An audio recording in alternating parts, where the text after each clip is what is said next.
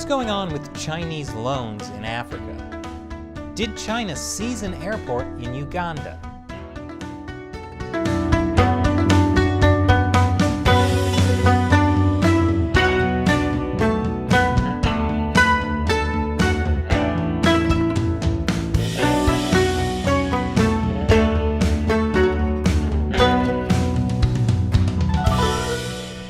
Welcome to China Uncensored. I'm Chris Chappell. The Belt and Road Initiative is China's plan to build infrastructure projects all around the world and infect the world with terrible earworms.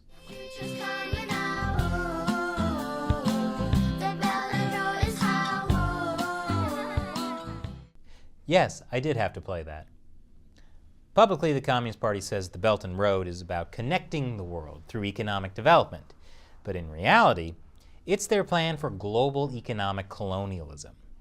Go around the world to poor developing countries and give them huge loans they can't pay back. Meanwhile, the infrastructure they build often has, well, let's call it made in China quality. And last week, reports came out that Uganda failed to make good on one of the loans it got from China, and so China seized its airport. But now, both Uganda and China are saying that's not true. Apparently, the confusion happened because Uganda sent a delegation to China to renegotiate part of the loan agreement. The Ugandan government wanted to renegotiate things like whether they could spend certain money without approval from Beijing. And China refused to renegotiate. But Uganda hasn't defaulted on the loan, at least not yet. A government spokesperson said the Ugandan government has no intention of defaulting on loan repayments to China. Well, no one plans on defaulting on a loan, but it happens. So what will happen to the airport if Uganda can't pay China back? No one seems to be answering that. The Chinese embassy in Uganda issued a statement saying the loan was signed voluntarily through dialogue and negotiation on equal footing without any hidden terms or political conditions attached. Which is a super suspicious response to the question, will you seize control of the airport? The loan was voluntarily signed. Right. Uganda currently owes China $1.6 billion in loans, which is about 4% of Uganda's total GDP. So could China seize the airport if Uganda defaults? Well, maybe, but for context, a decade ago, China helped Sri Lanka build a huge shipping port. But by 2017, Sri Lanka was struggling to pay interest on its foreign debt, and the port just wasn't doing as much for the economy as they'd hoped. So Sri Lanka sold China a 99-year lease on a majority stake in that port, meaning China has essentially taken over a port it helped Sri Lanka build. Now you could argue that technically China didn't take over the port. They just have a majority share and are running it. So if Uganda is struggling to repay its loan, I don't think we'll see China take over their airport. But they might just, get a sweet leasing deal. I believe that's what Xi Jinping calls win-win mutual cooperation. Now, despite this history of sketchy deals with China, 2 more African countries are joining the Belt and Road Initiative, including Eritrea, a brutal dictatorship after China's own heart. Nevertheless, anti-Chinese sentiment might be on the rise in Africa, including in another lovely dictatorship, the Democratic Republic of Congo. China has been very active in mining operations there.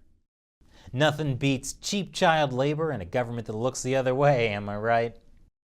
Last month, 5 Chinese citizens were kidnapped there. Very few details were given, though the Chinese embassy said there was little possibility of sending help in the event of an attack or kidnapping. That's China's actual wolf warrior diplomacy. Do absolutely nothing to help its citizens abroad. Now China is flat out asking all Chinese citizens in the eastern part of the DR Congo to leave.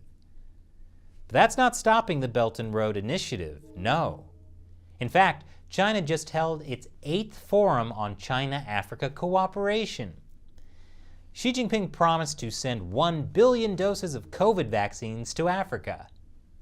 Yes, China will sell them Chinese-made vaccines that are kind of effective to fight a virus that was probably created in a Chinese lab. So generous.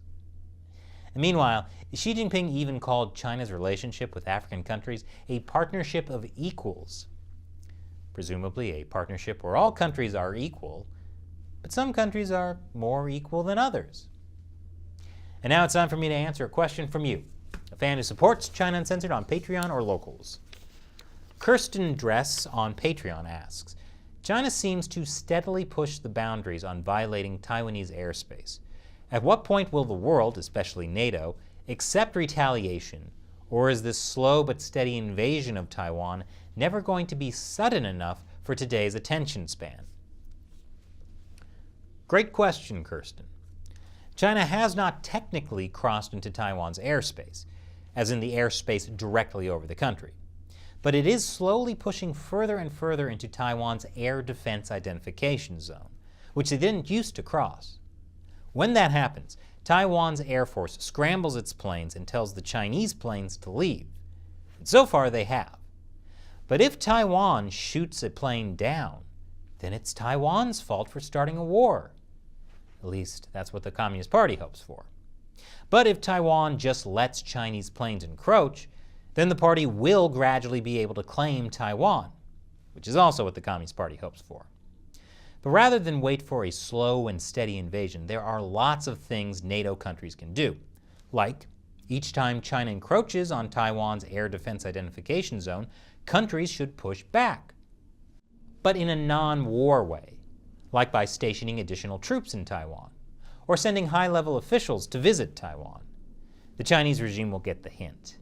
And if not, there are bigger non-war tactics too, like doing joint military drills with Taiwan.